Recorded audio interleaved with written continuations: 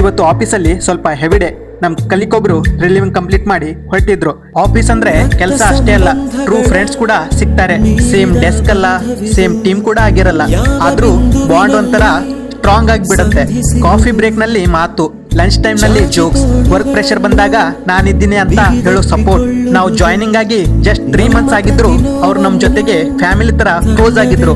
Friendly, supportive, face ನಲ್ಲಿ ಯಾವಾಗ್ಲೂ smile. Last day ಅಂತ ಗೊತ್ತಿದ್ರು ಸ್ಮೈಲ್ ಇಟ್ಟು ಗುಡ್ ಬೈ ಹೇಳೋದು ಸ್ವಲ್ಪ ಕಷ್ಟನೇ ಆಯ್ತು. ಎಲ್ರು ಎಮೋಷನಲ್ ಆಗಿದ್ರು, ಬಟ್ ಯಾರು ತೋರ್ಸ್ಕೊಂಡಿಲ್ಲ. ಯಾಕಂದ್ರೆ ಇದು ಪ್ರೊಫೆಷನಲ್ ಲೈಫ್.